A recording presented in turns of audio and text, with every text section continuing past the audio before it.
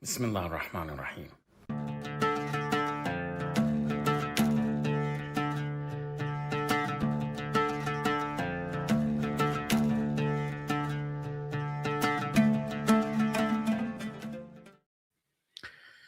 Salam, hello, peace to you all, and welcome to the Adnan Hussein Show, a second live stream bonus, almost you might say, urgent emergency live stream on the topic of Iran. We had an excellent conversation with Ali Alizadeh earlier today from Jidal TV, which is a Farsi language as well as an English language channel he's got as well.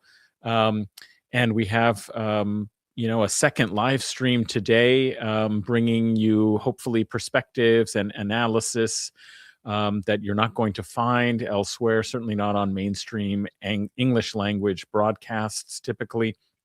And so this is a second office hours kind of live stream program today.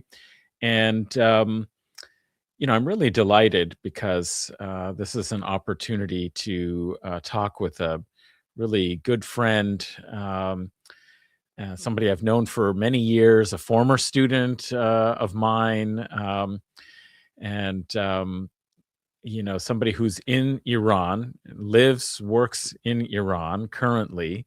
And so we'll bring, I think, a different perspective and knowledge and experience, as well as different analysis than many others. And so I want to welcome Milad Dokhanchi, who, as I said, was a student of mine, but he got his PhD in cultural studies. He wrote a dissertation. I believe the title in English was Post-Islamism. What was the title exactly? I had it somewhere. I got to look it up again. It was... what was the title? Oh, I think it was Post-Islamism Redefined. That's right, a genealogy of political Islam in Iran, and published a Farsi language version of this, but he's also a documentary filmmaker, a TV producer, has done work in a variety of different media, and currently is head of a very interesting very interesting educational project in Tehran. I think the name was Jivegi Institute, or has it changed its name? No, Jivegi Institute. And you can tell people a little bit about it. But Milad, welcome. It's so great to see you. Assalamu alaikum, Adnan. Thank you very much for having me. It's such an honor to be here with you on this show. I mean, it's been a long time since I've done interviews in English. I mean, when I was much younger, like 10 years ago, I was getting a lot of invites to speak in English here and there, but for some reason, those kinds of connections got lost. And if that is a restart of some sort, I'm very glad to be doing it with you, my professor, and you call me friend. I appreciate that, and I don't think former student ever applies. I'm always your student, and that's how the relationship works. So even this interview is somewhat strange for me, but I'll try to be as much available as I can be. Well, although I was not a very obedient student, I remember sometimes, we're going through these very difficult conversations. So a bit of an anarchist there. I remember those days. Absolutely. Well, but that's going to make this, I think, a fun and valuable and worthwhile conversation. Is if it was just, the teacher-student relationship, then the dynamic wouldn't be appropriate for me interviewing you, So I think that's... Let's put that aside, but I think it's useful for people to know, culturally speaking, how important that relationship is for people in Middle Eastern countries and societies. There's just an awful lot of interest in education and respect for teachers, people who give you knowledge. Knowledge is so prized. And so I always, really liked the fact that, I've had subsequently several other students from Iran, including somebody who was trained in Qom, and I've had others who are doing politics subsequently, and very consistently, always a wonderful relationship, very respectful, But independent-minded in your case, so that's even better for the purposes of this discussion. There's so many places to start, and obviously the situation, the reason why people are coming to this stream is because they know the tense situation with the U.S. military buildup, sending the USS Lincoln aircraft carrier group, putting other in place. Already, the region, the entire Middle East region, it's encircled and dotted with U.S. military bases, but even more of these military resources and arms and personnel are being placed in the region for, what appears to be either putting some kind of very serious pressure on Iran, or to actually, engage in a military strike. And this following on the heels of large-scale protests that also turned into violent riots in the society. And this all following, of course, increased tension in the U.S. And Israeli relationship to Iran because of the Gaza genocide, and earlier last year during the summer, the so-called 12-day war. So that's why people are here, because it's something that could have massive repercussions, not only in Iran, in the region, but for the world. And people have a lot of questions and don't get a lot of access to people like you who are intimately familiar with what's happening in Iranian society and its governance and so on. So I think people are going to be very excited to have you on. And so I wanted to kind of start maybe there with just what's the mood and the atmosphere. How are you feeling? And also the people who you speak to, in this, very tense atmosphere of building pressure.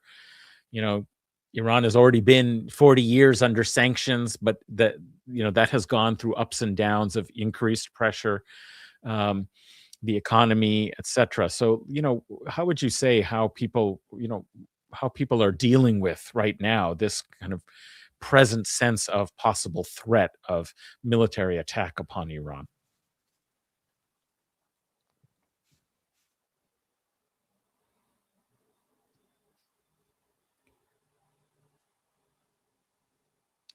So I think thank you very much once again for having me. Before we, can you hear me? Yeah. There was a bit of a delay, but I think okay. It's fine now. Okay. Before we start, I should mention that the case of Iran is very complex, and when I use the word complex, I mean it in its actual sense of the word. So, because of its complexity, coming at it with a binary sort of perspective, right and wrong, true and false, black and white, you're not going to get so far with understanding the situation. If one has a political agenda, whether for the regime or anti-regime, for the US, anti-US, then you can take the binary approach.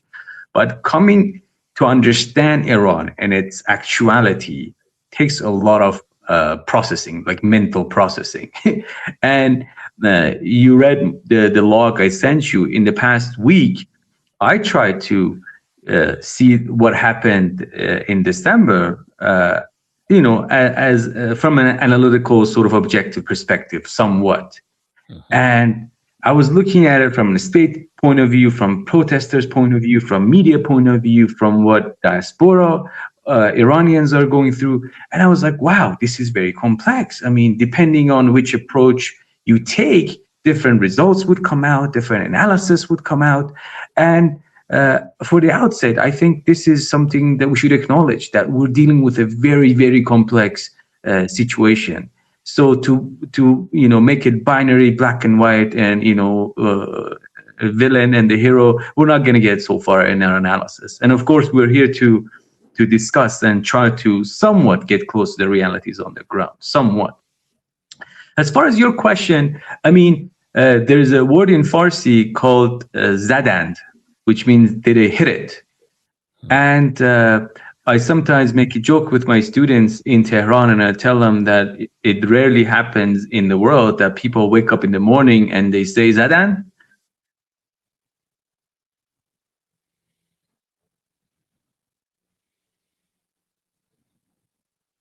Oh, okay. I think I'm back. So, Yeah. can you hear me? Yeah, you're back. You stopped for Yeah. a moment. So, Froze. Zadant, yes. okay. Yeah, Zadan. So this feeling of Zadan, this feeling of did they hit it? It seems like it's a lifestyle now that you're waiting for some sort of catastrophe, close to a war situation being inflicted upon you every day, and the 12 days war just made that very clear. If war was something that we kind of felt it from distance or went through it from economic point of view, there we had it in its reality, in its concrete sense. And from that point on, so the psychology of average Iranian somewhat expects something bad would happen. So yes, in the past few days, with the news,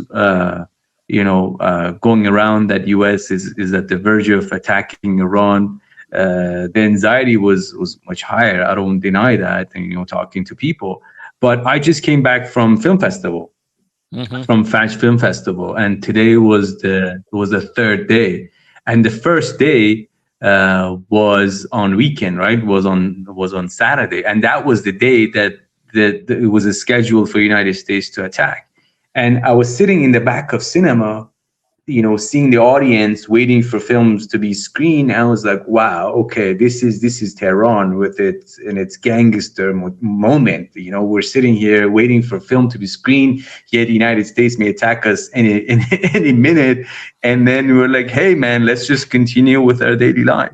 So this is what's going on the ground right now. So to provide a short answer, this is not a rupture of some sort that we're going through. But as far as United States coming very close and making all sorts of threats, yes, it has had some impact, of course, at the level of psychology. But right now, somewhat things are back to normal. People are going with their daily businesses. I mean, internet is somewhat connected. Online shops are back. People on Instagram doing their thing. And as I said, I just came back from film festival, and the crowd that was in the festival were pretty much the same crowd. I mean, the actors didn't show up to the press conferences, of course, because of political reasons, but the press conferences were taking place, and directors were interviewed. That kind of stuff that you see in film festivals. So that's my report from what I see now. Mm-hmm. Okay, yeah, that's quite interesting. That I was surprised to hear that it's still going forward. When you told me that we were trying to arrange when we could do this, and you said, well, I'll be at the film festival, and I thought, wow, like that is a testament of something, to either exhaustion with that mood of tension, or deep courage, or just the kind of desire to continue going about one's life despite all of these other threats that you can't react to all the time, because then you can't live. So um, that was interesting to learn about. But maybe you could take us back a little bit, since you have given some time to thinking and reflecting on what happened and how to really explain and understand it. um, as I understand, the currency, and therefore inflation, there'd been depreciation of the real, and therefore inflation for many things, particularly things that need to be imported, um, for many months, that had just created a very difficult economic circumstance. But it led, this currency speculation or devaluation, led to actual socioeconomic protests, not the first that have been happening. I mean, I read, about and heard from somebody who had been involved, somebody we mutually know, who had been involved with helping doing communications and things around South Pars workers, who 5,000 of them had been involved in a campaign for better conditions of various kinds, and including a strike and a march. So it's not that there weren't and haven't been protests for various kinds of grievances, but this suddenly took off and spread with other people when the currency was devalued pretty dramatically in one day, right? So, and I was there with you, like just earlier that week. I mean, so, and I wouldn't have said from just judging how the shops seemed to be still functioning and people were going about life, I wouldn't have seen a sign of like something like this being any dramatic change from the condition of a week prior, how people were living and what was happening in the shops and so forth. But did it, how did it kind of touch off from the perspective of somebody who was living, there? Was it suddenly everyone was aware that these protests were going on? What was the reaction and response to these? Maybe you can give us a sense of those early days and moments and your reflections, on them. Mm-hmm. Well, I think the story may be divided to two parts. One part was the protest part, the protest phase, if you can call it. Right. The real went down, and the way we know that real goes down is through the increase of dollars amount, right? So people wake up in the morning and they say, dollar chande, like how much is dollar? And if the dollar has gone up, that means things are not going well. And for dollar to jump every once in a while, it's one of those steady and natural, quote unquote, experience, of an average Iranian, especially if you're active economically. So that is not much of a surprise, but this time around the jump was way too high. Now the jump was way too high. Gold price went up so high because that affects a lot of things in the country, and what is called preferred currency was also removed. Preferred currency is basically the dollar or the currency allocated to basic needs that government allocates for basic needs such as eggs and breads and so on and so forth. I'm not that economically well versed, but for basic needs. And that was removed. The reason that was removed was twofold. One, because they no longer had enough dollars to allocate to those basic criteria. The second reason was the corruption that came out of it, because some companies got the money, but of course they would get the money much cheaper from the actual price, from the free market, a fraction, like 1/5 or something. But once you get like a dollar that you bought for 1/5 of the amount, chances are you're not gonna, use it for import and export. You're gonna use part of it for whatever you can sell it back in the free market. So corruption had emerged. So there was a long sort of debate on this issue. So what do we do with the corruption that emerges out of this preferred currency, or whatever it's called, arz tarjih? So because of as I said, it was twofold. One, because of the shortage of dollar. The second was, this long decision that some time had to be made.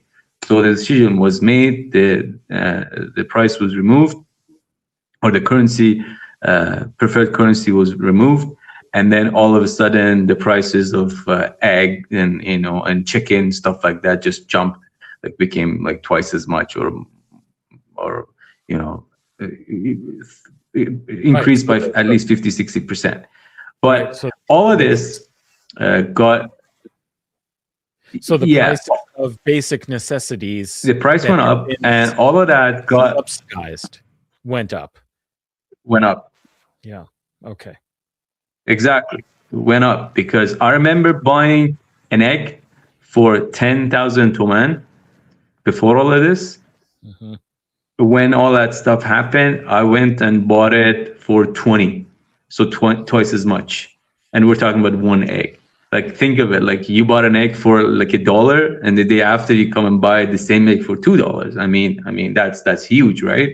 Of course, it went down because of the supply and demand situation in the market. Anyway, so there was that economic aspect to the whole situation. And then bazaars took it to the streets in Tehran Bazaar. So here you're dealing with a social unrest, if you can call it, or social protest for economic reason. And the state security apparatus's agenda was not to enforce any sort of violence. So we did not hear of major violence during these protests until I think it's the 28th of December that we had the call from the Pahlavi, sort of the monarchist from Los Angeles, to take to streets at 8 p.m. That was Thursday. So we're talking about a Thursday night and a Friday night. January 8th, Thursday night, January 8th. Okay, yes. So January 8th, yes. So Thursday night, the expectation that the crowd would take it to the street at the level that it did was not there. What is the fact? The way the security apparatus has responded to it, because the guard was not there. In fact, it was the police, not the guard, not the IRGC, not the military. Not all of these guys were at home, more or less. It was mostly the police that was active. But the crowd took it to the street. Now, the crowd that takes it to the street here is non-monolithic. People come from different agenda. Of course, those who were unhappy with the economic situation were out. So they're just average Joe, if you can call it, or average Ali or Hussein, just protesting. There were the teenagers who are disenchanted with, with the whole Islamic Republic. I don't know what's the best word, ideological agenda or official discourse. Official discourse of the Islamic Republic is outdated. It just feels like old. So, and that would get a lot of young people who are acquiring or searching for political identity. If you are young and you acquire political identity, the way things are set up right now, it cannot respond to you. I mean, I think I had this conversation with you when you were in Tehran. People call me from universities, like Iranian universities. They invite me to go speak to students and hype them up. They're like, can you come and talk to our students for this topic? I'm like, okay, what's the goal? They're like, hype them up, because they're just so disenchanted and dissatisfied, and they are in a state of apathy. So have that in mind. So the young, apathetic, crowd taking to streets. So this is the second fraction. So the first fraction is the dissatisfied economic sort of protesters. The second is the youth. The third is monarchist element, those who are politically inclined towards the monarchist agenda. So that's the third sort of fraction. I mean, of course, we don't have numbers here. I mean, out of the 100%, which is what, but we should divide these categories. And the fourth were what you can call rioters and agitators, those who were trained and they know what they were doing, and they were not there to protest. They were there for an entirely different agenda. And it was the fourth crowd, or the fourth fraction, that turned things violent, turned things very, very, very violent. And the state, of course, was caught by surprise on Thursday. And, things pretty much went out of hand. And the call was that tomorrow night, which was Friday, if you come out, we have bad things waiting for you. So don't come out. This is defying the state apparatus. This is no longer a social protest. That is at least the state narrative. So some stayed home, but some took it to street once again, and things just turned more violent again. And that was Friday, and of course the death toll 3,000, and I heard that out of the 3,000, at least 600 people were the security forces. There were the protesters, of course, and of course there were those who were not even involved. So there were people who were just walking by, and something hit them. And there are these confusing scenarios as to who hit them. Were they hit by the agitators and those who were interfering in between, or were they the security forces that just randomly just shot people in head or in their feet and so on and so forth? But we should also keep in mind that this was the first time that Western forces, I guess, here we're specifically talking about Mossad or Western-backed forces, made it very clear that they have a part in this. I mean, before, in previous incidents, it was the state that sort of, said, okay, those who are in the street, they're Mossad motivated and so on and so forth. But this time around, no, there was an actual acknowledgement that Mossad is active on the ground, and so we can. Mark Pompeo's tweet was there, and some guy from Israel's TV station came out and acknowledged that, and I've never publicized it. I myself actually went out on Thursday night, putting my phone in my hand, holding my camera in hand, and I took it to street to see what's going on. And being influenced by Michel Foucault, I was like, okay, Foucault took it to Tehran street, and he saw it from, he was on the ground, so let's be close to people, see what's going on. So I took my phone and I said, okay, in a selfie mode, I was like, yeah, I'm going to street to see what's going on, so I'm going to report it. So I took this report persona for myself, went to street, I went to actual street, to main street, and I was filming the crowd, and I was looking around, and some guy came up to me and said, okay, who are you filming? And I thought he's from the police. And I said, well, who are you? Like, who the hell are you, kind of thing. Like, I was defying the police. I thought I'm part of the protesters, saying, who the hell are you? Kind of defying police power here. And then the guy kind of looked back and let me go. I went like 10 steps further. Another guy with a mask and a big guy came in and I said, okay, we saw you filming. Who the fuck were you filming?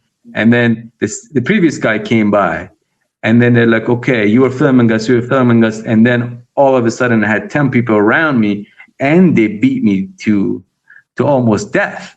So yeah, I came home, I was blood over my hand, my head, and this only took 20 minutes. Like, by the time I left my apartment, I came back. It sounded so funny, as if I left home to get beaten up and come home. It kind of sounded like that. So about 8-9 people had surrounded me, and one of them had a knife. And I saw the knife.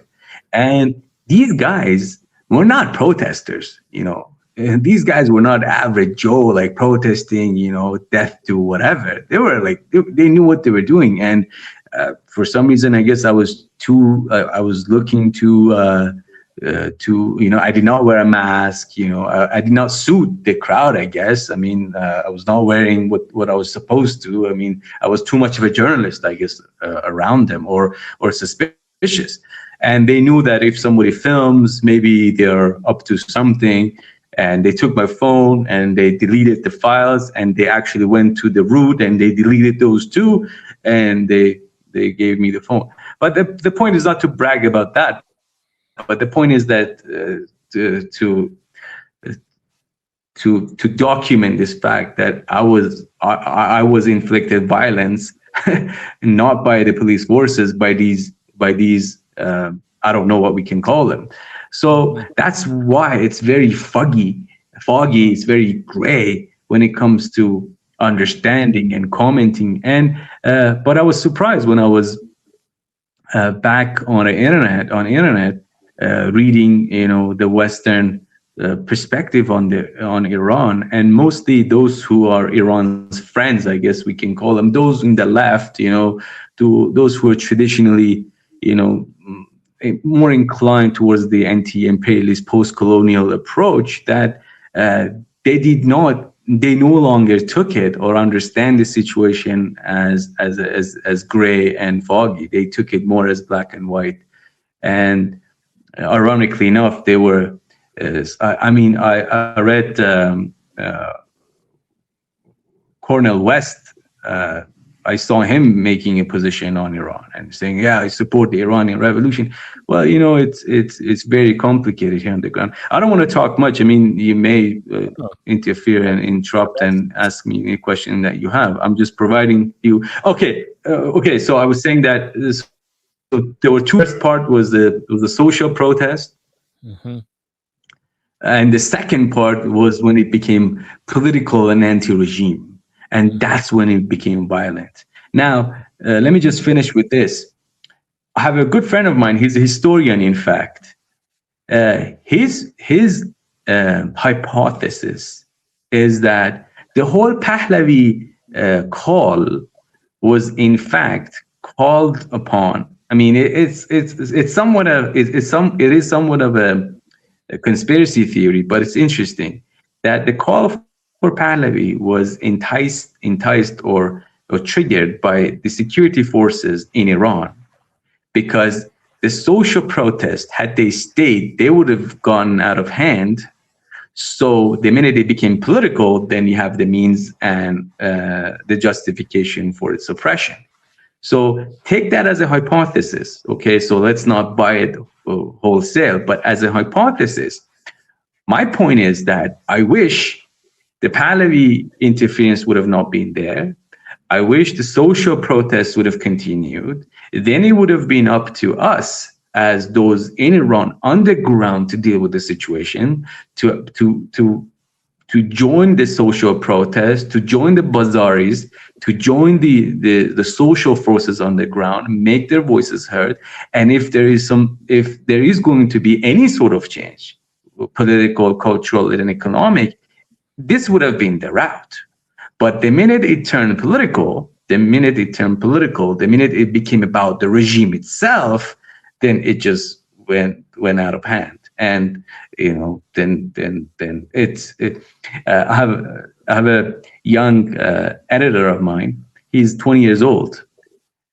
He comes back on Friday night, and he says, "I went out on Friday night or Thursday night, I can't remember which, but he'd gone to the streets. He's like, first I was gonna join in and protest, but then I looked around and it seemed like this is not for us. This is the big guy's game, and I shouldn't be in it." And I walked out. And this is a 20 years old editor of mine telling me. I was like, this is interesting. So again, to summarize, before it became bloody, before it became political, it'd have been our game.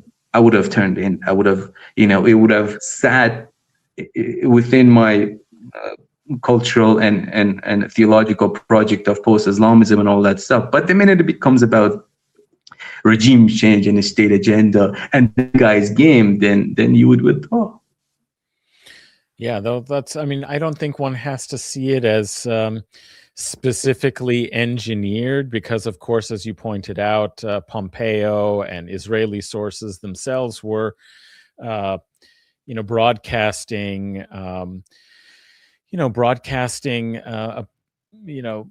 their involvement, whether true or untrue. Like, it's hard always to tell what is their kind of brag and kind of exaggerated claims in order to facilitate some kind of political agenda, psyop, that they might be involved with. But it seems clear that the number of, these Starlink terminals, the weapons that seem to come in, that there was some, major support coming from outside to agitate when it turned, more violent.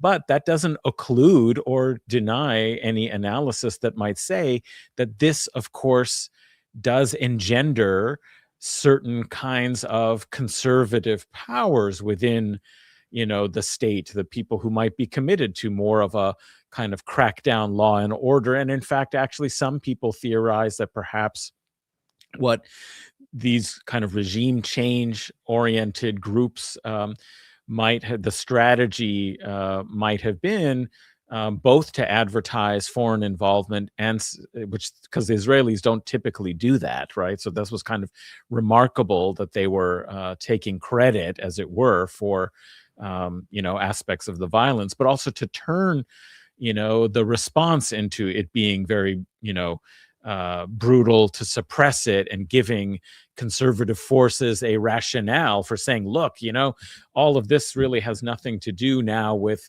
economic grievances, which the state and state officials had already said were legitimate. And for many days there had been, Bazari type oriented protests, workers expressing their discontent with the economy, corruption and mismanagement, etc. But to turn it into something that would make it much more kind of dynamically radical and violent to push a certain kind of response. Now, what it suggests to me, or what I wanted to ask you about in that context, is, it's clear that the big once those few nights of a great deal of riotous violence taking place in the streets was suppressed with the, kind of discovery, foiling the Starlink, communications on the internet, and using whatever technology they seem to have had to be able to identify where these terminals were, and then use that to kind of suppress the most active and organized, groupings. That really alienated at least some portion of the public, right? That said, okay, well, I don't want to be, but like you were saying, like, okay, if it's going to be this kind of thing, that's not the sort of protests and legitimate grievances that people want to express about for changes in the society and the economy. And so, you wouldn't have, been involved. But it seems like it also did alienate, many people who were not like monarchists and so forth. And as a result, on the Monday, there were very large, at least from all appearances, very large anti-riot, anti-interference, anti-imperialist, meddling in Iran. I don't know if you would call them pro-government, but I mean, they were certainly a message that the government was more happy with. But there was a large grouping of people that came out to express criticism for and to stand against the kind of riotous violence that had emerged, right? So how would you sort of analyze that? Because of course, many Western commentators will just dismiss, try and minimize the numbers, or dismiss this as a real phenomenon, or say, of course, people in this, terribly totalitarian and oppressive government, will be forced. If the government says you've got to do it, then everybody is going to go in large numbers because they'll be afraid not to. I mean, this is the kind of language and logic and rationale that is used to not take into account the counter protests, as it were, as significant or politically meaningful. What's your view on it, having been there in Tehran and knowing more close to the ground how people reacted to what happened on those Thursday and Friday nights?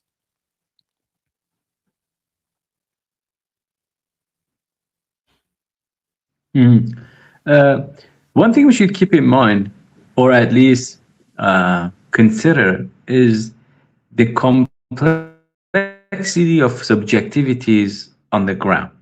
Let me provide an example. Okay, so you've heard of Basij, for instance. Okay, so these are supposed to be, volunteer forces taking to streets, ideologically brainwashed, and so on and so forth. So I have a friend of mine, a coworker of mine. Her brother is this 20 years old guy whose mother was, was going through very rough cancer illness. So the mother is in hospital. So this guy, let's call him, Ali, for instance. So this Ali guy is 20 years old, and this guy has not even prayed in his life once. Okay, so he's Muslim, but like he doesn't pray, like he doesn't go to mosque, he doesn't do it. And in fact, he hates religion. Okay, he hates the Ayatollah, he hates the Akhuns and all that. So this is how we've always known this guy, Ali. Okay, and then Ali drinks. So we know that, there's a party, people call Ali to bring alcohol, So that's this is Ali, okay? But it turns out that Ali joins Basij forces on Thursday and Friday night because they have friends in the local neighborhood that they live in. And he takes the lessons, and he takes the baton in his hand, and he takes part and whatever, and he comes back for 2 days. And my coworker, friend of mine, a colleague of mine, says to him that, what the hell, like you don't even support, the system. And he goes, well, but I don't like the Pahlavi to come in, but they want to, they've got problems with Iran. I don't want to let my country to be ruled by the Israelis and so on and so forth. So I heard that myself, and I was like, wow, did Ali say that? And she says, yes. So, think of it, we have a sort of a stereotype of the Basijis. And then here's another example for you. When the 12 days war was taking place, I sort of produced these mini clips interviewing professors, Iranian professors, those active in social sciences, to, make a 1 minute stance. Okay. So mostly anti, war and pro-Iran sort of a stance. This guy comes up and he's very tough and he's very critical of the government. So, I interview him here and there, and he provides all these critical pronouncements of, he's like, yeah, I'm happy we're done with the Ummah, and this is the Iranian phoenix sort of rising, and and then he studies Persian mythology. So Zahak is doing this, Zahak. So I heard 100 times like Zahak. I heard like Zahak 100 times. And then I put his video out, like a 1 minute video out. He said, I don't support the war, but the Islamic Republic is such and such, like he basically is the government. And then I put the video out, and then they called me from Ministry of Intelligence saying, what, Mr. Dokhanchi, what the fuck are you doing? This is war, and then you're supposed to, produce and provide, making videos saying, death to Israel and so on and so forth. This is not the time to critique the government. So I'm saying that, so this is the guy, this is the professor that we're talking about, okay? And then for a very different reason, for business related reasons, I called them up last week. And he turned to be a vice president of one of Iran's ministries. Okay, so this guy actually is working for the government right now. And I went and saw him. He's like, yeah, the situation is not very good. The regime is not changing itself. I don't know why. And I'm like, okay, who the hell is the regime? Isn't it you? Like, you were sitting in this government apparatus in this office and bragging about the government or the regime and so on and so forth. So I provided these two examples to say how complicated, how complex the subjectivities are. So those who take it to streets, they don't not all of them want Pahlavi, or they're dissatisfied with Islamic Republic necessarily. And those who show up in those uh, sort of pro-regime, I guess we can call it, demonstrations, they're not all of them for the regime, for Islamic Republic. They're just fed up with the situation. They're like, call it off and go home. That's what they're there for. So again, as I said in the beginning, to draw a very black and white um, a picture of the situation is not going to get us so far. But I'm surprised or amazed by how this black and white and binary approach very well applies to Iran, and that makes the conversation even with Iranian diaspora very difficult. Because the minute you invite for a level of objectivity, for a level of understanding of the complexity of the situation, you're deemed as someone who is like, who is pro-regime, who's pronouncing the ideological agenda of the regime. I'm like, listen, man, you don't want to tell me because, we wrote that piece together, post-Islamism redefined. Like, I know where my stand is. But again, as an academic, you have to be, as someone who's trained in academia, you have to invite for objective analysis. And if you want to change something, first you have to understand it really well. And it seems like the rupture is very, the fragment, the sort of fragment is way too huge for what is happening on the ground and the way it's perceived from outside. Yeah, I mean, obviously, people's lived experiences don't always fit into predictable categories by which they might be identified. So those were two interesting examples where they defied what you would expect. Did you hear me? Yeah, I do. Yeah. Can you hear me? I know there's a bit of a lag. We're just grateful that you have any internet and are able to share your views, because I know it's probably not normal service that you would normally have.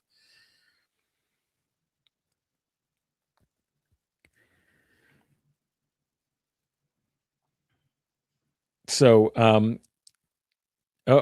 it looks like we did lose Milad briefly here. Hopefully, he'll be able to get back onto the stream. And this gives me a chance to say something I had neglected to do at the outset, which is to ask you to like the stream. I think there are like, well over 100 people who are on the stream. Let's give it a like, and you can also share the stream on your social media. If you're watching on X, you can also retweet it. And of course, you can also subscribe to the channel. That way you'll be up to date. As Patmos Revelator put in, don't be miserly. Yes, this is an opportunity. You're going to be in the know with at least some understanding and analysis of an interior inside Iran perspective. But don't be miserly with that. Invite others. Let them also be informed and participate in this conversation and discussion. So that's why I would also say, people, if you're watching on X and you want to be in the discussion and post some questions and so forth, come to the YouTube chat, because we're monitoring that to be able to have your comments and questions on screen. But there was a question that did come in that is worth returning to here. Yasma Taz 123 said, how does Milad see the success of satellite channels? You just were alluding to, difficulties with actually being able to have any kind of discussion with the diaspora. And I would say a lot of the people in the diaspora, I'm not sure you want to have much dialogue with, even if you could. But Yasma Taz asks, how does Milad see the success of satellite channels like Iran International within Iran? And I wonder, well, how successful is it? I mean, I'm sure people are watching, media from outside, but how successful really are some of these really extreme kind of like diasporic channels? Why does it seem like the state, meaning the Iran, Islamic Republic of Iran, Why does it seem like the state has been relatively unable to counter this type of propaganda? I think you did say something about how some of the discourses coming out of the Islamic Republic from its revolutionary era, that some of this hasn't been updated with things that might appeal or make sense to younger generations who are being alienated or apathetic and disenchanted with the situation. So, what do you have to say to Yasmatas?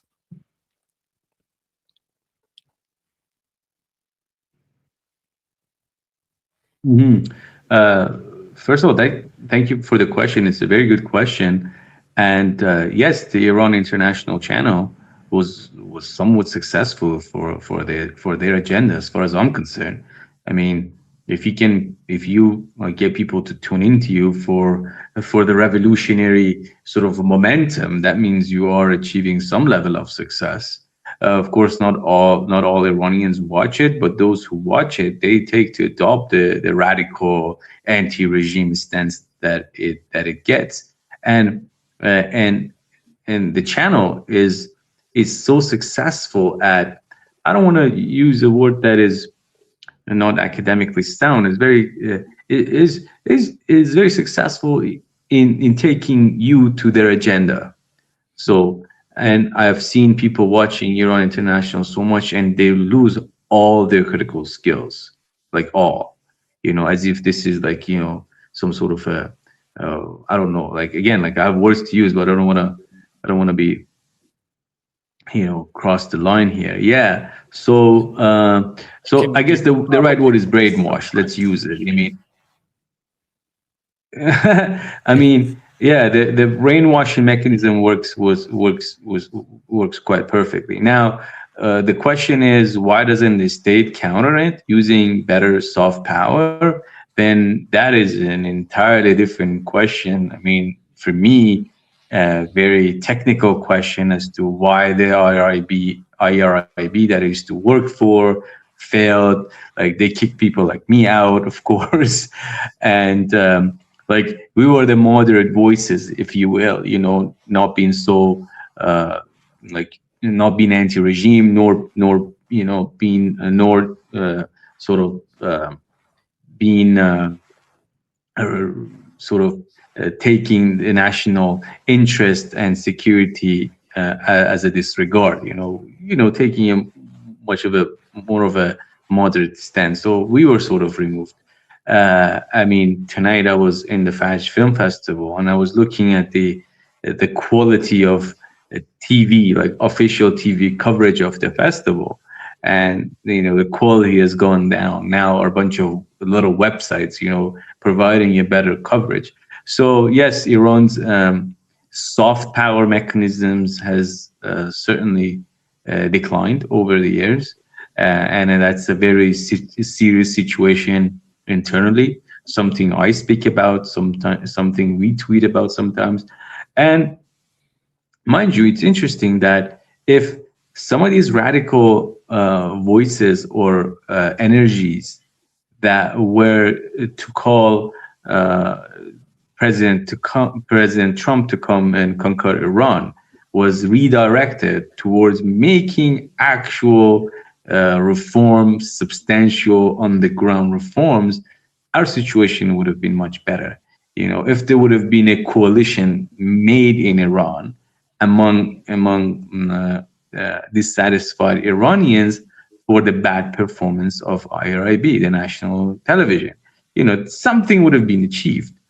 But once you don't take this seriously, and you want to come out from outside and with the level of violence, then the reform agenda just gets postponed, and that's how I feel. Being in Iran, of course, I'm back in Iran. I could be in Canada right now, doing research work. I mean, you came to our little institute. You saw the kind of work that we did. I mean, I'm back in Iran with a degree of hope, with a degree of something that we can actually achieve internally, and being sort of being part of this long history of Iranian modernity, modernist voices calling for change and for a dialogue between religion and secularism, I guess you can call it.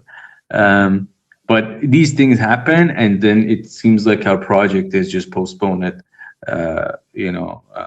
more. I mean, when these things happen, I mean, I run the private sector, right? So I have about like what 20, 30, 20 million, 300, 200, 250, 300 million toman to provide as salary to my colleagues, to my workers. And these riots took place, internet got shut down. Internet got shut down, and our sales went down. Right. Your courses are both in person, but a lot of them are online for people who are in other outside of Tehran and can't come physically to join some of your courses. So you've developed an online platform. Obviously, this was extremely disruptive, during this process. Yes. Yeah. Yeah, and I lost money. Like I had to sell two gold coin that I had to pay my staff salary. And I mean, this is rough times. This is not easy. But what can you do? So I was economically affected too. I mean, I'm the actual Bazari. I don't understand it. Like those who were sitting in Los Angeles, in Toronto, and Vancouver, being all radical and calling for change. I mean, if you want change, this is the change for me. If I have better financial situation, I can hire more young people in Iran, so the satisfaction with their life status would be less, and our country would be more prosperous. That stance is not there among Iranian diaspora. I don't know if Iranian diaspora are watching this, or you have people of that background tuning to your channel.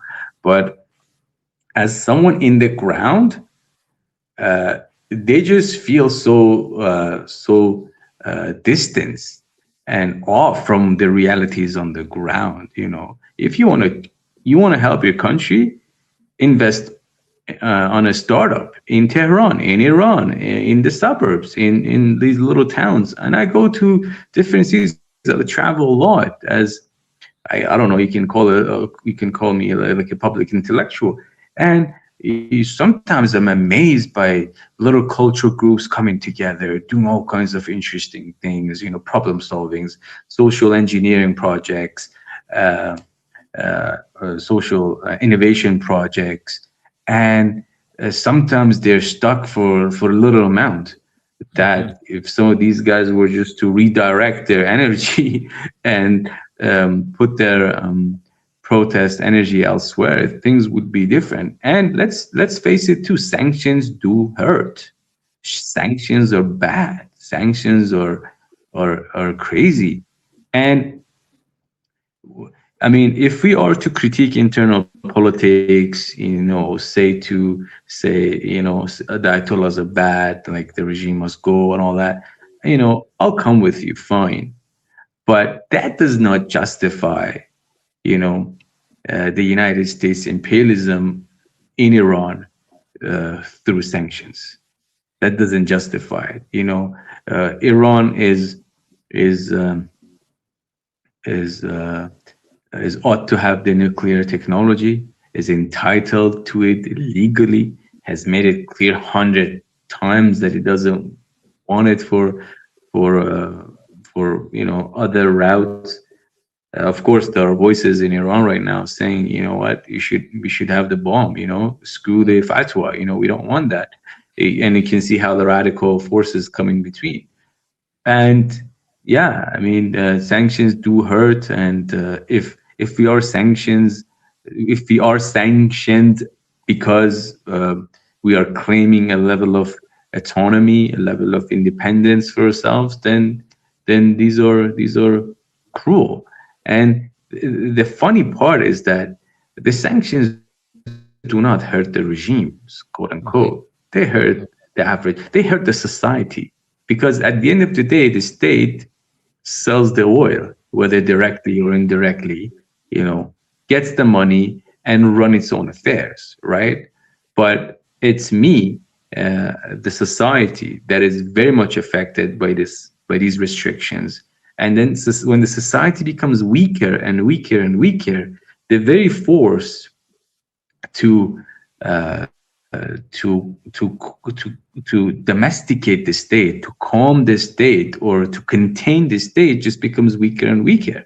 So if you actually care about democracy, you care about human rights, you care about progress, then this is not the way. Of course, my audience here is not the right wing, conservative neocons. Of course not. But I'm talking to any sound-minded individual hearing me in the West that, look, the sanctions have not hit the state as much as it hit the society, the civil society on the ground. And if there's one force to contain the state monstrosity, to use Nietzsche's word, is society. And society is weak right now. I feel the weakness. Like, I'm, as I said, like, I run a startup, and I'm like, we should be much stronger for what we're doing. There should be more invested on us from different sectors of economic spectrum. But things are very shaky. Why? Because we are economic sanctions. So as much as people have energy to oppose the regime, fine. And again, opposing the regime is easy, because an Iranian state is not in contrast to the way it looks from the outside. It's a very dysfunctional state. The movies, the films that we were watching in the past 4 days. It's interesting, because of the war, some films have made with sort of security and war themes, right? And in all of these films, you always have 2 or 3 characters from the state and just fighting among each other. It's very interesting, symbolically looking at it, that there is no consensus.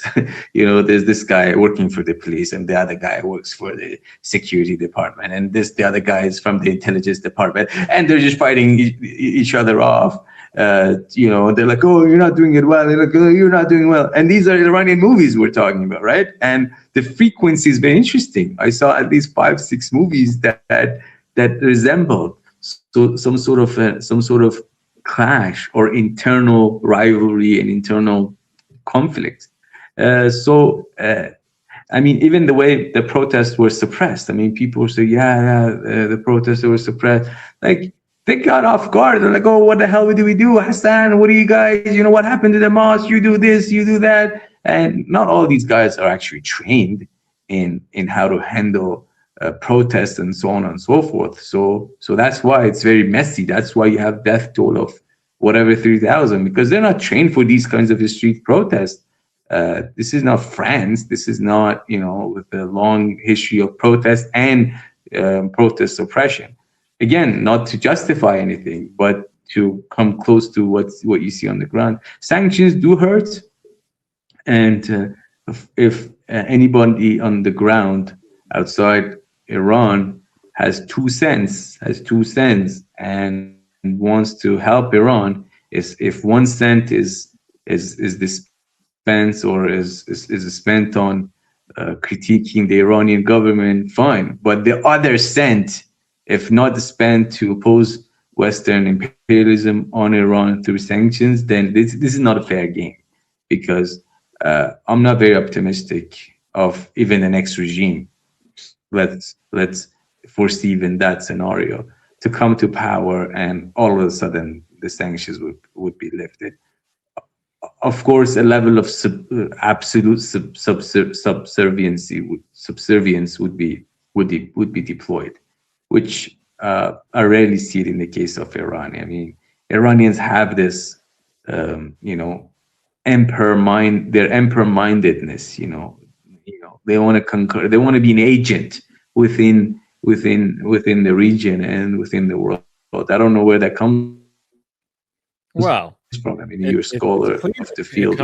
These things from the medieval period. Yes, yes. Well, that's why I have to say, of course, we know where it comes from. It's because there's such a long history of Iranian, Persian statecraft. I mean, right?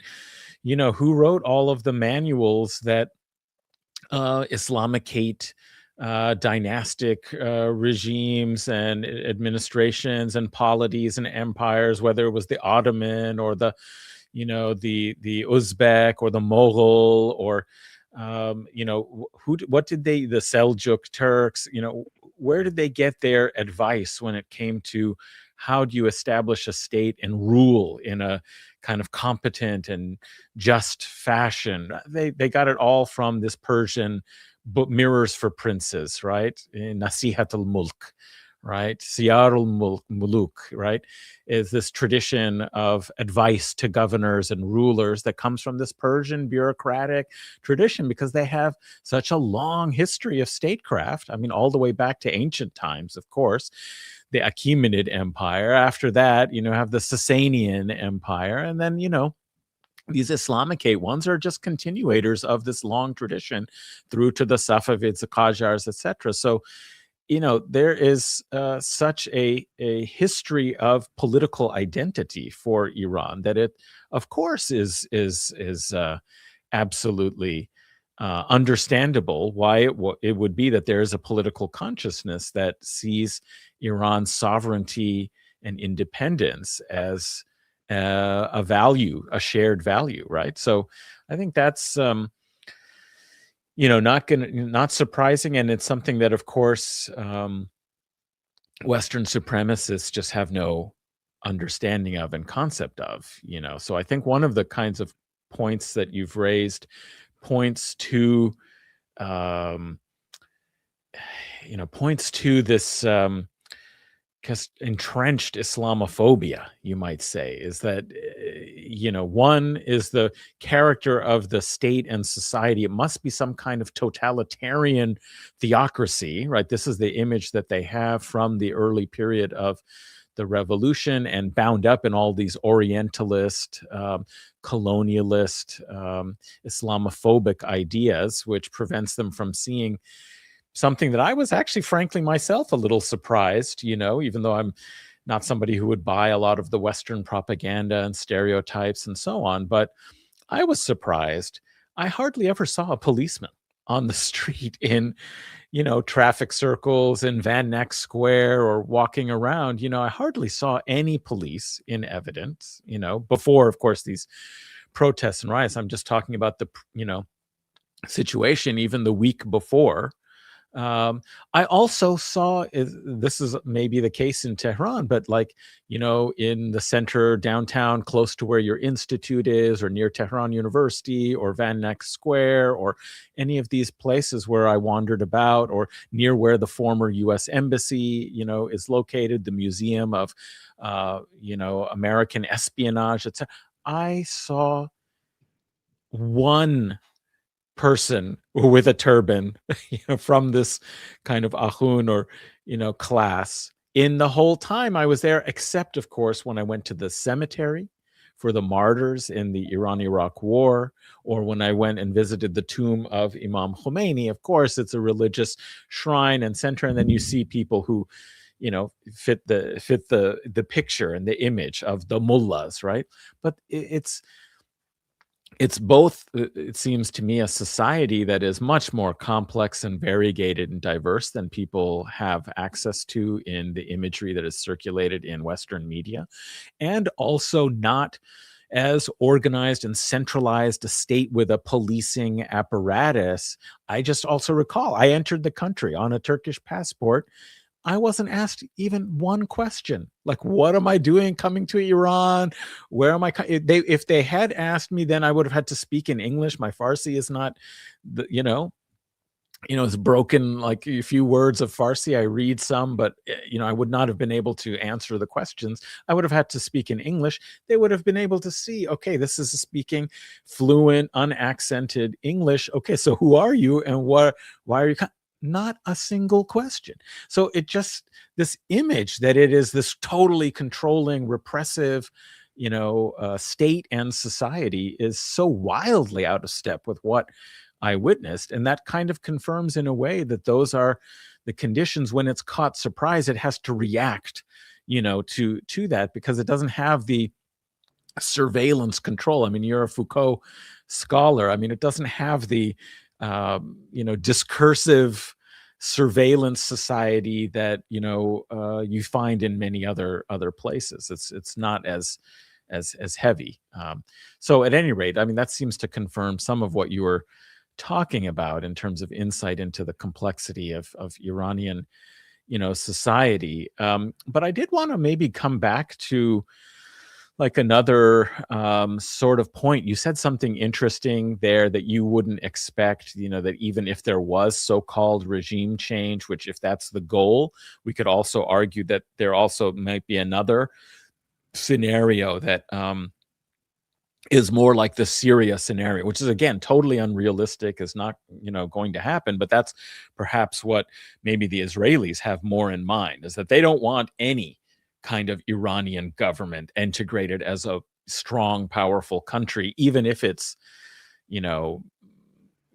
not ideologically committed to the Islamic Revolution, even if it's a different kind of nation state, a different kind of nationalism, etc. They still could not tolerate that, partly because they have this supremacist hegemonic goal of dominating the region, and they don't want any competitors, but also because it would be a challenge. It would be a regional strong power if it was allowed to just its own natural large population and capabilities and resources. It would be a sovereign challenge, and that's something that they can't.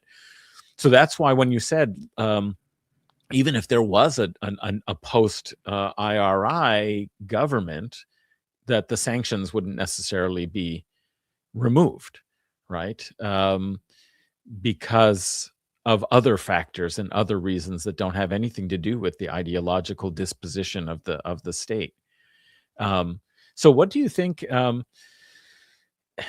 that suggests also to me, something I wanted to, ask you about. You had sent me some kind of reflections that we've been alluding to, but one of them is you pointed out that the Islamic Republic came about with support of a large portion of the Iranian population.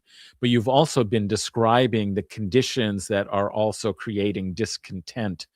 How do you see that relationship? And we've seen different cycles, and I talked with Alizadeh a little bit about this kind of reformist faction versus others, that kind of constrains the operation of the state. He was also making the point very much that it isn't such a unified, kind of political entity in that respect. But people have been through these cycles of electoral shifts and change without it really changing the circumstances. So how do you feel like, the situation? How would you describe the situation at this point in terms of the sense of legitimacy, for the government and the Constitution, because it does. By the other hand, it doesn't seem like the monarchists really are a genuine. There might be kind of sentiment that's very radically disenchanted or oppositional to the Islamic Republic's government, but there isn't really a kind of organized opposition that could coalesce around a genuine alternative. I don't think these monarchists or anybody really sees, the Pahlavi fellow as a serious option, for people. So, how would you assess that kind of political situation? Mm-hmm. Reflecting on my studies on Iran, and if you can take the Iran scholar card out, I've enlisted 7 criteria or 7 mechanisms or 7 cards that must be assembled together if you are about to create an Iranian state in modern times. Number 1 is you have to have a balance between traditional forces and the secular forces. I mean, during the constitutional revolution, the revolution starts off as a progressive secular. Uh, it starts off as somewhat religiously flavored, then becomes secular, and then the religious forces come in, and Sheikh Fazlullah Nouri is ultimately hanged. You know, uh, and that's sort of the challenge in Iran to create a state. So that's number one. Number two is what I've called a royalist approach to politics. So Iranians imagine themselves in a sultanate sort of modality for some weird reason. I mean, and when even they have a walat al power, I've seen like the very circle, the Iranian society, the circle close to the walat al apparatus, they view the Wali Faghi as the Shah. It's interesting. So it seems like the dynamic is there.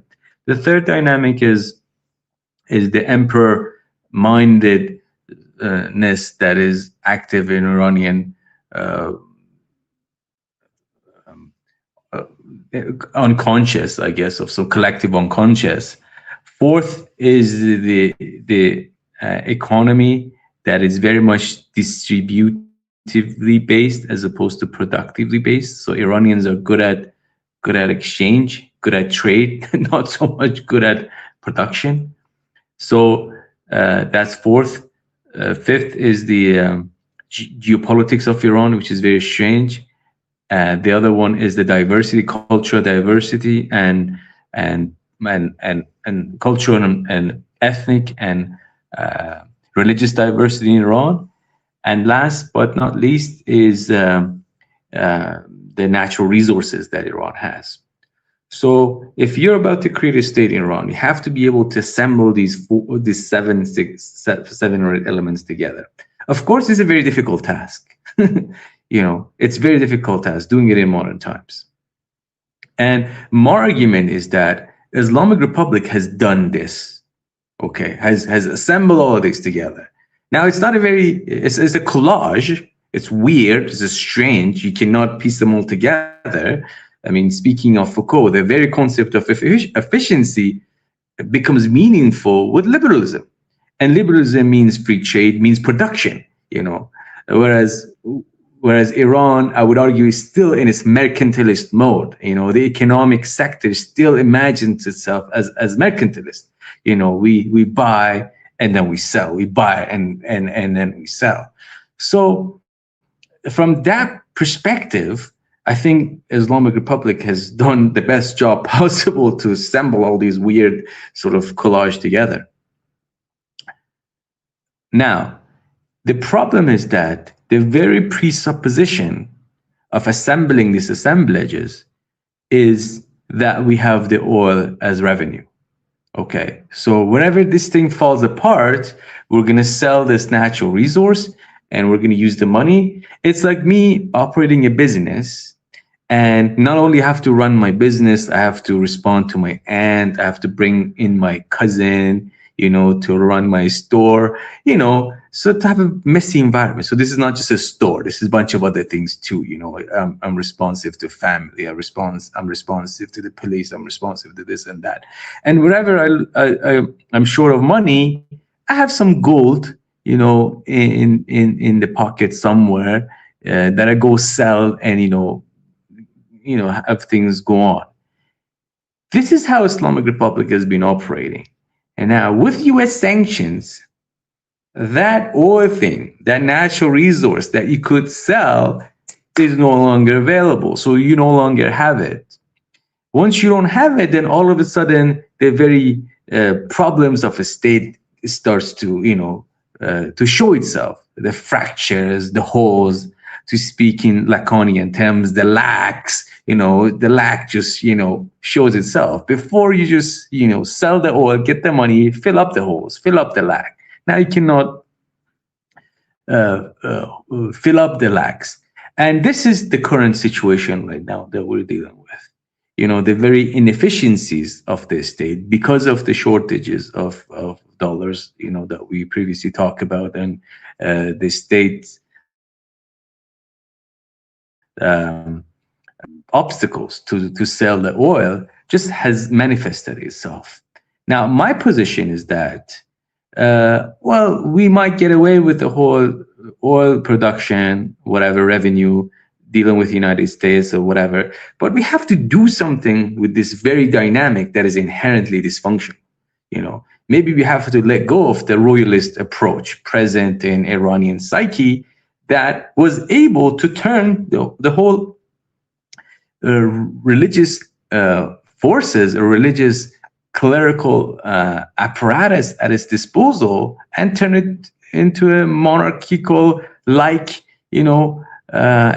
And that's what the Iranian states did, and that's pretty much what we talked about in that dissertation. I mean, it was weird, the Velayat Faqih was supposed to be something anti the monarchist or the royalist estate approach, but the state was able to sort of appropriate it, to use the Lozangatari's term, appropriated the religion for its own cause.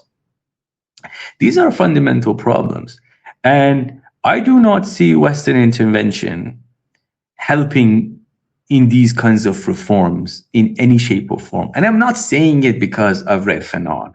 I'm not saying this because I like Edward Said. I'm not saying this because I like Shariati.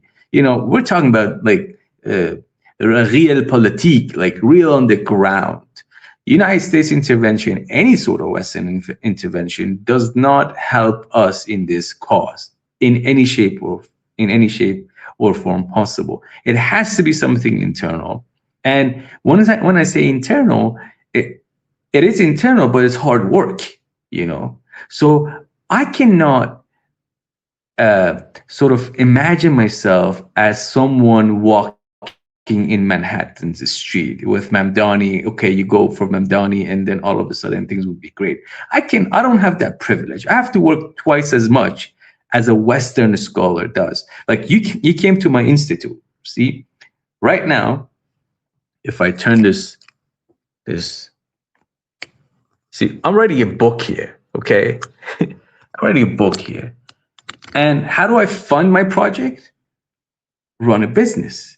I run a business to self-fund myself to sit here and write a book.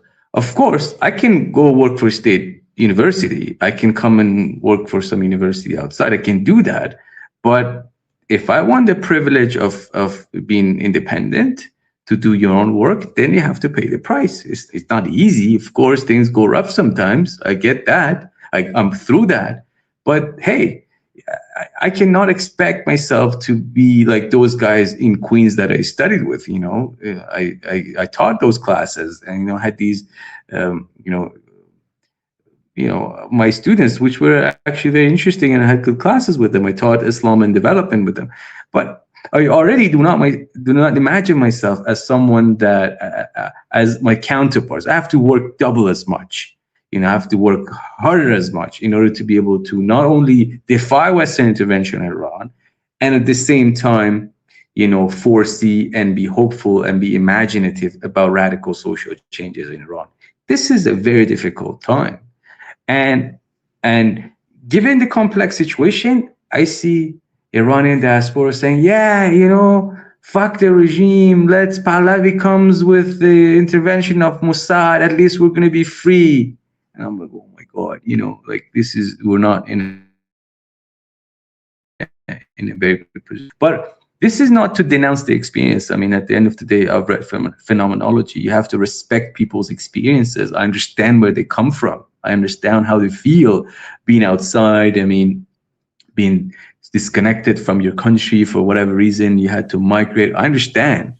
But the fact that we're disconnected doesn't justify, whatever feel to be right. Yeah, well, I mean, I think you're entitled to be even a little bit less generous to these groups that are actually advocating, who have never stood up against sanctions, but are actually advocating for military attack upon the country. I mean, when you see somebody like Shirin Abadi, who's been feted as a Nobel Peace Prize, winner, basically calling for military assault upon her country. I mean, this is just truly disgusting and shows that, the very field of meaning, like what's the meaning of peace? I mean, when the contradiction was raised to her that like, well, that's a very strange position to take as a Nobel Peace Prize winner, to actually call for military attack, just like Machado did, the most recent, Peace Prize winner. It just shows that, what is meant by peace here is the removal of any sovereign global South government, again, outside of U.S. Empire. Like that, they're not allowed to exist. And if it requires war, to accomplish that, that is in the service of an idea of peace, which means pacification and surrender of everyone else. So, that's just, obviously, delegitimizes them if they're calling for that. But I think one thing that I'm not exactly surprised, but indeed very frustrated by, are those others who are very pro-Palestine in this moment, who criticize U.S. empire and imperial intervention. That many of the people that somebody like Gerald Horne would call our friends on the left, who you would expect would be able to see through the continuous pattern of U.S. involvement in the region, Libya, Syria, Iraq, Afghanistan. It's like, you are not going to build a state, the complex process that you were just describing, and it's with its unique difficulties and challenges for the case of Iran, right? That's not going to happen through, U.S. military intervention or bombardment or anything like that, of course. And any place the United States has, as you, I think in one of your remarks that you sent to me, is that everybody is aware, really, or a lot of people, are aware in Iran of what's happened in the region. They don't want to be fitting into the same pattern, that has happened to Iraq, to Afghanistan, to Libya, to Syria, etc. But we have a lot of people, in fact, actually in Toronto, maybe you won't even be surprised by this, but in Toronto, there were apparently thousands of people. I think it was totally exaggerated by the CBC reporting. They reported somewhere close to 100,000 people filled the streets of Toronto yesterday in order to protest in solidarity with the people of Iran and against the government of Iran, and for Canada's government to take active, measures to oppose the Islamic Republic, right?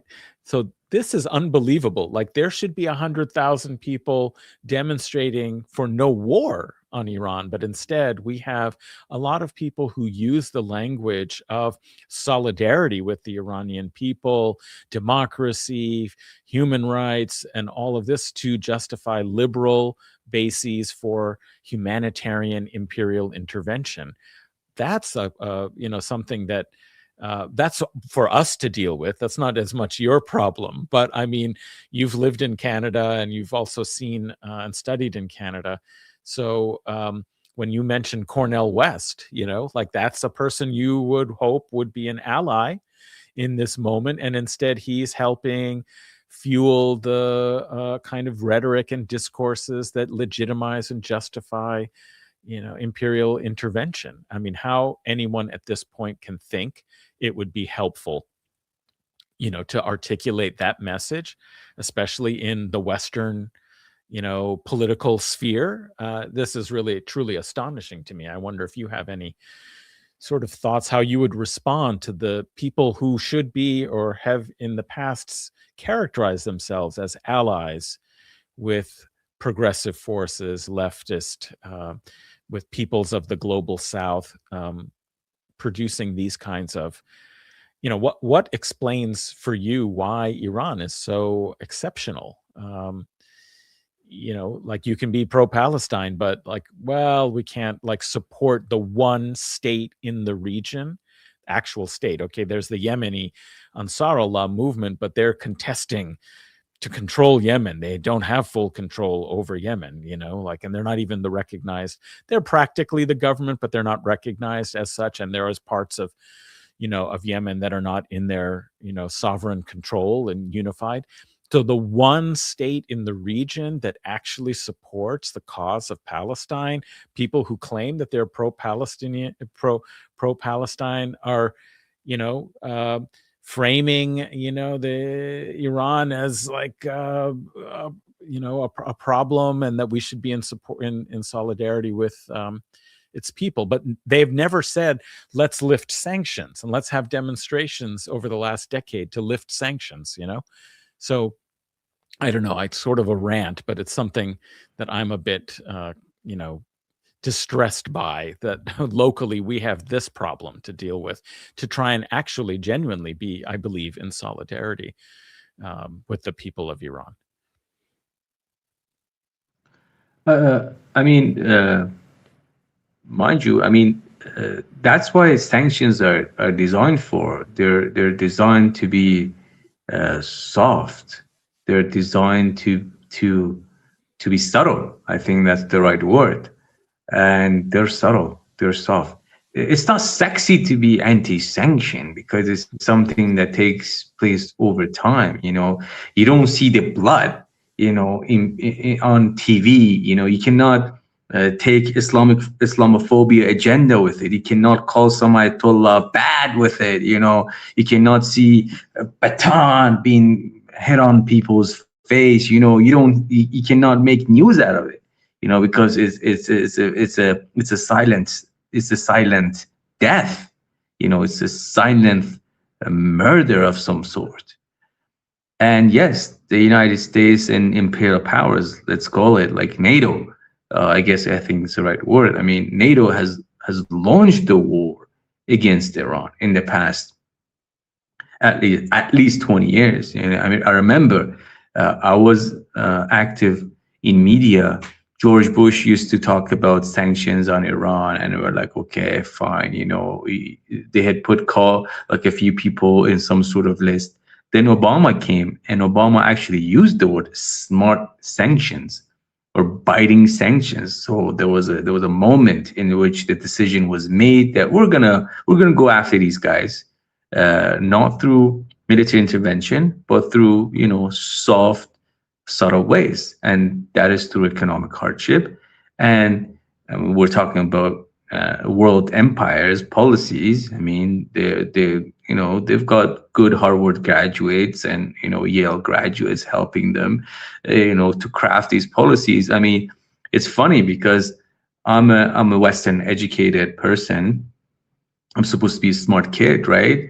And I'm supposed to be, like, ideally speaking, I'm supposed to be absorbed by government apparatuses in Iran to help them or to help us to think how we can be more clever defying the sanctions. Of course, that doesn't take place. But in the West, it's the other way around. Those kids, they go to good schools, they come and craft these policies. I can never forget the book of this guy, Richard Fry, I think his name is. I forgot his name. He's got a book called The Art of Sanctions. Like, the art of sanctions. Like, this guy was an advisor to Obama administration, and you read the book, and as an Iranian, I remember reading. I think the guy went to Simon Fraser University. I think he was a graduate of that school. And where is Simon Fraser University? It's like 200 kilometers down from where I studied. Queens, right? So I was like, wow, this guy studied 200 kilometers below where I studied, and this guy is engineering a mass murder plot against my people, and he can get away with it and be a white guy running with a tie and and look, my country, men and women, suffering. So yeah, so sanctions are not they're not sexy to counter.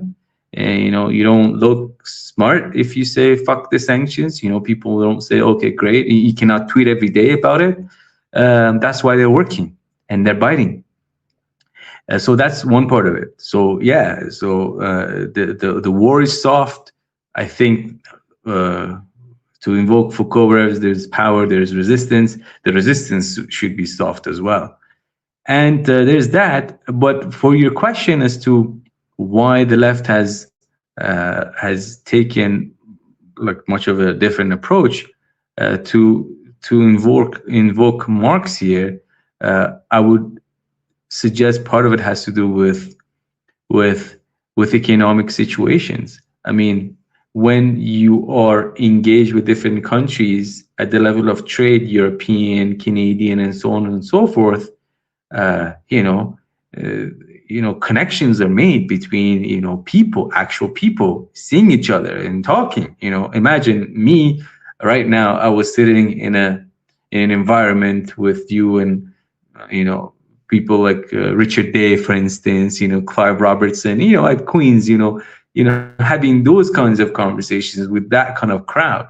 Once you have intimate personal contact, it's something very different. But the less human interaction becomes possible, the more walls are created, and the more we just imagine ourselves, as to what the other is. I remember when I was at Press TV, Iran's sort of a state TV, long time ago, like about, I think 15, 16 or 20 years ago. I don't know, like I've gone old now. Uh, People that were there, I was 25 years old, I'm 41, so that's like almost 16 years ago. The people, the youth that used to work there, uh, like majority of the main guys running the station were yes, this guy's name is The Art of Sanctions by Richard Nephew. Thank you very much. One of the audiences mentioned, yes, The Art of Sanctions by Richard Nephew. Yeah, very good book. In fact, I recommend it. And he talks about how the United States has a maze for Iran. And then you come in the maze, and then there in this part of the maze in this part of the maze, you come for the negotiation table, and you're like, okay, so we're like, okay, we're negotiating, but this is just part of the maze. Okay, then we throw you back to wherever you used to be, and then put things into context, right? Like Iran, foreign minister and Witkoff were talking, right? And things apparently were going so well, using Oman as the intermediator. And all of a sudden, we had the Israeli attack against Iran, and we're like, "Wow, what did just happen?" I thought we were just negotiating. So you tell me this is not a maze? This is a maze. And with that background, this whole incident was also a maze too. We do something, and then the real crashes, and then we call that guy up. I mean, I'm the last person to call for conspiracy theories or to fall for constructivist, planned call of history. At the end of the day, I'm Foucauldian, and Foucault went against Hegel. I mean, Foucault was all for accidents. Things are all together. Genealogy is about accidental understanding of history. But then at the same time, I cannot let go or disregard people of Richard Nephew who are actually sitting there and designing something. Anyways, I guess all I'm trying to say is that, okay, I was telling you the story of being at Press TV. So a bunch of the people running the station, none of them were apologists of the Iranian state, from what I remember. Most of them were graduates of good schools in the West because of the English language requirements. And they were happy that they were actually doing something for Iran, working for this TV station. And the stance of Press TV then was, anti-imperialist, anti-war, anti-sanctions. It was not it wouldn't meddle in Iranian internal affairs much. So, but those guys are gone. Why? Because there's not much economic prosperity for them, economic situation for them to be active and run something. I mean, I've done a lot to maintain in Iran. Like it's hard, in fact. Let's face it. Sometimes I what's the right word? Like there's the conformist inside me, the comfortable zone inside me that says, what, maybe this is way too hard. That you should let go. But I'm like, no, let's keep the ground strong and let's keep fighting. So So those guys are now gone. So had the economic situation been much better, I guess the Islamic Republic PR would have been better. You know what I'm saying? So but when I say Islamic Republic Iran PR, I'm not talking about the regime. I'm talking about Iran. Like Iran PR would have been better. So I guess to conclude, what I'm trying to say is that sanctions not only has hurt us at the economic level, not only it has hurt us at the level of society, it has also hurt us at the level of PR. We cannot do well PR. And what is a good PR? Me coming to your house, you coming to my house, we, us as people, touching each other, feeling each other, and realize that we are humans and we all want the same thing for all of us. Once those human connections are lost, all is left is a stereotype. For me to dehumanize you, you dehumanize me, and once dehumanization takes place, dialogue is lost, and once dialogue is lost, violence emerges. Well, Milad, I think you have done a wonderful job of humanizing at least a view of what it's like being in Iran and the situation there, and exploding a number of the usual stereotypes that make distance and make it easier. I hope people who aren't already against the U.S. war and the sanctions regime against Iran get a chance to hear and listen to the nuances and complexities of trying to make a life. What you've described is important work. I mean, you're teaching classes. The Javegi Institute is for social science study, and it's making a contribution to education and access to it from a variety of perspectives that might not be the same as they would get in a traditional university setting, but of a high quality and intellectually substantial curriculum that is making a contribution to people's lives, to the society. And it's important that people have a horizon where they feel that they can make a meaningful contribution in their society. That's what you were describing. The suffocation that sanctions has brought on has had a big, painful cost on the society as a whole. So I want to thank you so much for spending all this time after a long day covering the film festival. What's the name of the film festival again? It's I forgot the name of the film festival, but at any rate, you're covering this film festival and it's very late there. Fajr. Okay, yes. And it's 8.5 hours. For some reason, Iran is the only country that uses a half hour. So instead of being 8 or 9 hours ahead, it is 8.5 hours ahead. So it's quite late over there. We really appreciate you taking the time, and we should do this kind of thing more often. And we could also talk next time we talk. I hope it's not about the terrible catastrophe of U.S. war on Iran, but happier topics. And if we do get a chance to speak, I appreciate you as well. Thank you very much. Not at all. It's I hope we'll get a chance to talk maybe about the 99 Names of God, which is a project you're doing, a Sufi interpretation of that. I think that would be very enjoyable and informative also to discuss that. So I want to again thank you, and I think my listeners and watchers have been benefiting from this. And today this was the second live stream. Go back and watch the first as well if you didn't catch it, with Ali Alizadeh of Jadal TV. And before you all go, make sure to like the stream, share it so that other people can come into contact with it. And Milad, if you want to tell people how they can follow you. I know most of what you do is in Farsi, but we had some people who know Farsi, but also, when you post in English, and I encourage you to do some of that too. Where can people find you on social media and follow your work? Thank you very much. Towards the end of the interview, all of a sudden I became mindful that wow, what is Adnan thinking of me as a former student? I mean, I hope I didn't disappointed him or make him disappointed of me. Anyway, so let's confess that I'm a Ever. social media all around. As you said, I mostly write in Farsi. But Milad Dokhanchi, I'm on YouTube. I am on Instagram, and I'm also on Twitter. In fact, because of the same reasons that we're discussing, because of this disconnection and that has happened, I don't imagine myself having much of Western audiences. If I do, then I would write more and I would engage more.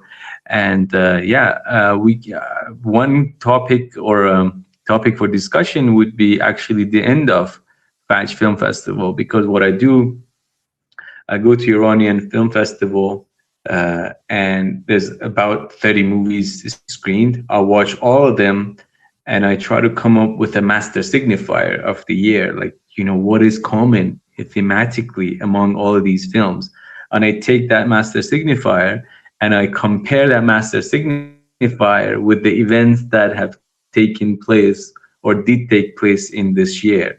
So it's some sort of an innovative approach towards the study of film. And maybe once I'm done, I mean, in about 2 weeks, if we're still healthy and alive, we can do a live, and I can provide you with a report as to what I've learned in these in this study of 30 films. I mean, looks interesting, but it's very hard to sit there and watch 3 films in a day and do it for 10 days.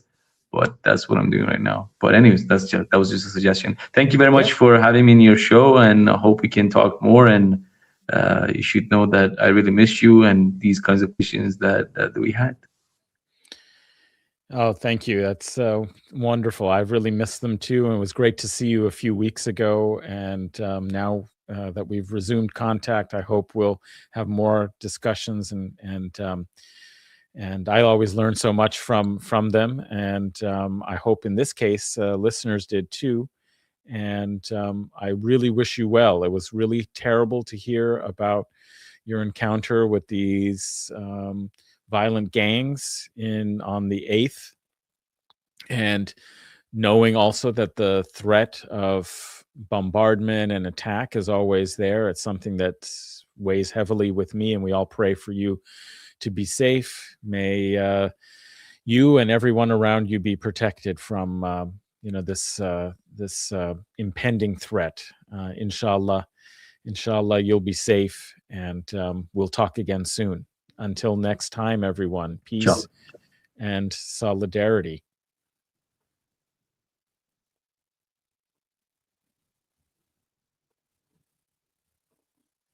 Bismillah ar-Rahman ar-Rahim.